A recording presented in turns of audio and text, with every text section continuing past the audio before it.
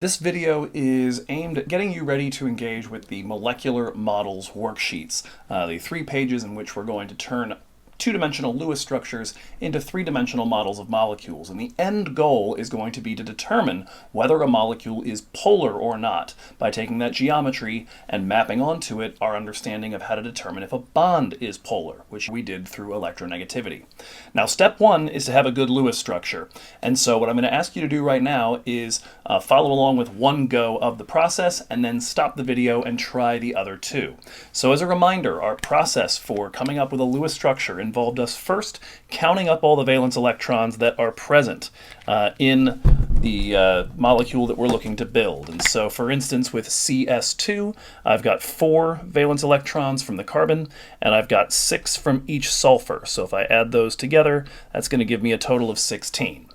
Remember that what I instruct you to generally do here, to try to get out of your own way, is to start by putting the carbon, the most needy atom, in the center, attach the other 2 to it, and then give everything an octet at the outset.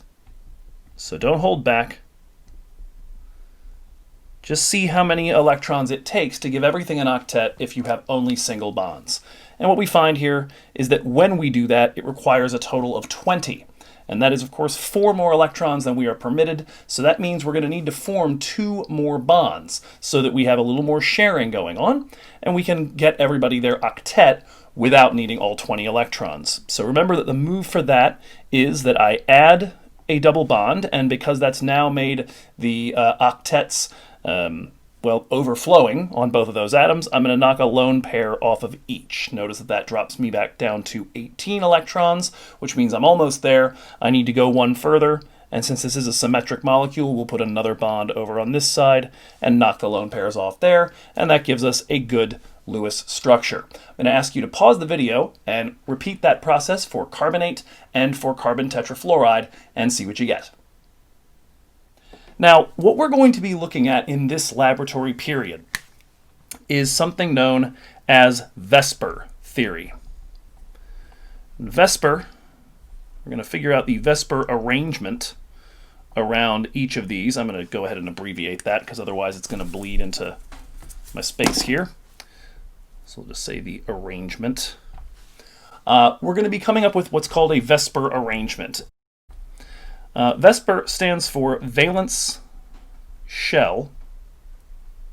So you're only talking about the things in the outermost shell, which is useful to us right now because that's all we've drawn. Remember, we're only putting valence electrons into our Lewis structures. Electron pair. And I'm going to put the word pair in quotation marks because I'm going to amend that a little bit. But this idea here that electrons aren't alone, we'll just start with that at least. And then the R is the really big word. Everything about this theory of how this is going to go into a three-dimensional model comes down to the idea that electrons repel each other. They try to get as far away from each other as they can. Now, that said, they are stuck somewhat in pairs. What we're going to see here is that sometimes that electron pair is actually 4 electrons or 6 electrons that are stuck with each other. The way that we use VSEPR theory is to basically assume that once I know how many independent groups of electrons or domains of electrons I have, my expectation is they will try to get as far from each other as they possibly can. And so to get a sense of what that would look like, we're going to use a little bit of anthropomorphic sort of demonstrations here. If I look at the CS2 example right here, this molecule would be said to have 2 independent groups of electrons. And I'm throwing this out here right now because I want you to see that these 4 electrons right here that are taking care of the bond to the sulfur, and these 4 electrons over here that are making the bond to the other sulfur, these 4 electrons are stuck with each other. These 4 electrons are stuck with each other. They're not going to be able to split apart or spread out in any meaningful way because their job is to be the glue that is sticking the carbon and the sulfur to each other. So if we decide that we have 2 groups, or 2 pairs, or 2 domains, you'll see all of those words getting used. Well, like I said, I'm going to go a little anthropomorphic on this one here. If you consider that scenario right now, if my 2 arms are representing a pair of electrons or a pair of electron groups that are stuck to the central atom, the carbon here in the center.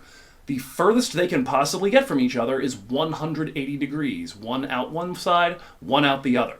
And so that's what we're going to see for a molecule like carbon disulfide, where you've only got those two groups. The expectation is that your geometry is going to be linear. And so for the first and only time as we're doing this that you're going to see it, we will actually see the molecule shaped like the Lewis structure. And so it's going to look like that. The bond angle here is going to be 180 degrees because that's as far away as they can get from each other. And we call that structure linear. In other words, these three atoms are all in a line with respect to each other. Now, if I move on to carbonate, how many groups do we see there? Again, independent groups of electrons that can move, again, independently with respect to each other. Okay, if you've paused the video and thought that over, or just simply shouted it at your monitor, either way, I hope what you shouted was 3. Again, the double bond counts as just one group because these electrons are shared between two atoms. So if the O moves, all the electrons come with it. This single bond and that single bond, on the other hand, are their own groups. So this time we've got 3 groups. Now, the nice thing about these geometries is we can pretty well approximate them by playing around with, well, a lovely demonstration tool, which are balloons. Because balloons, if I tie them together at a certain spot, do their darndest to get away from each other. So here's your linear structure from 2 of them being stuck to each other. If I tie a third into the center,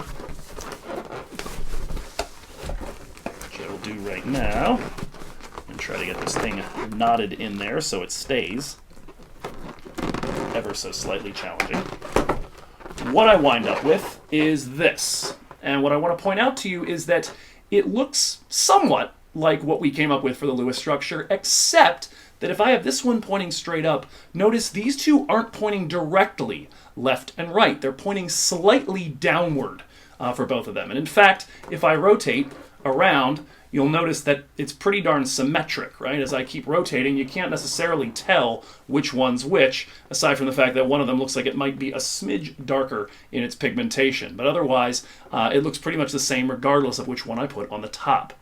The other thing I want you to notice is that when I turn it this way, all 3 of these guys are basically in the same plane. There's not really any bending to one side or the other. And so what I'm going to call this particular geometry is trigonal planar. And since what we have here are 3 groups trying to get as far away from each other as they can possibly get,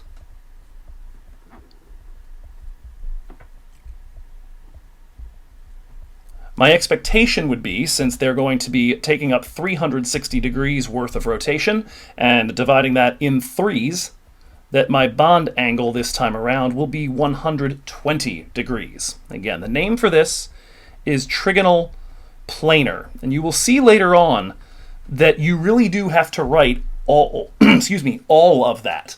It's not enough for you to simply write trigonal, because you're going to see later another geometry that begins with the word trigonal. So if anything, leave that word out and just continue to call it planar, but in a perfect world, say the whole thing. All right, last but not least, we have this one right here. And admittedly, this is as many groups as I can possibly have if something is obeying the octet rule, because again, the electrons are coming in pairs, therefore I can only have 4 groups maximum. So there's 1, 2, 3, and 4. And those 4 groups are going to also try to get as far away from each other as they possibly can. Now, I'm going to do the same thing, tying the balloons together at the center, but what I would encourage you to think about before I show you this is what shape you expect them to take on, what bond angle you're thinking you're going to see. And I want you to compare that to what we actually wind up with. There we go, that should stick. Okay, now, very likely, if you're thinking in 2 dimensions, your expectation is that you will see a cross. You will see something that looks essentially the same as the Lewis structure does, albeit right now I'm kind of holding it a diagonal. There we go, looking just like the Lewis structure. Problem is, that only works if you're stuck in 2 dimensions. If I allow this thing to explore 3 dimensions, which it will as soon as I throw it into the air and let it find its new geometry, what I discover is they can get a little bit further apart. And what we wind up with here is a structure that is termed tetrahedral. Now, take note. Now what I've got are 3 of them that are kind of splayed out, and then 1 up top. And notice that when I have this one up here at the top, all 3 of these, again, are pointing slightly downward. Not nearly as downward as they were with the trigonal planar structure. The other thing, again, I will point out is that as I throw it around, you can't really tell which of the 4 balloons is the one that's ending up on top, because, again, it's perfectly symmetric. All right, coming back to our drawing. In order to draw this one, we're going to need to have a way of demonstrating what something looks like in 3 dimensions. And so what you may have noticed as you looked at that structure is that no matter what I do, 2 of those balloons aren't going to be flat in the page. I can get 2 of them to be flat. I can have one pointing straight up, and then I can have another one pointing down and directly to the left, or down and directly to the right. But once I do that, no matter what, I'm going to have the other 2 groups now coming into and out of the plane of my board, or the plane of the page. So to illustrate that, all we need to do is draw a wedge to indicate the one that is coming out at us, and a dash to indicate the one that is going into the board behind it. Now again, we call this geometry here tetrahedral. Now, again, these are the 3 geometries that we have that you're able to examine in the situation where every one of these electron groups, every one of these domains, is a bound atom. And in the case where every domain is a bound atom, what we're going to see here is that the molecular shape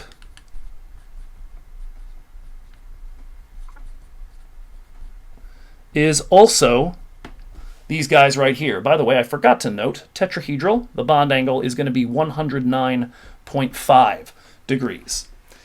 So in the event that every domain, every group is a bound atom, this gets copied right down here. It's a linear molecule, it's a trigonal planar molecule, it's a tetrahedral molecule. What we haven't done yet is deal with the one other thing that can be considered a domain and can push these things around, and those are lone pairs. So head over to the second video to get a taste of what happens when we've got a lone pair on our central atom.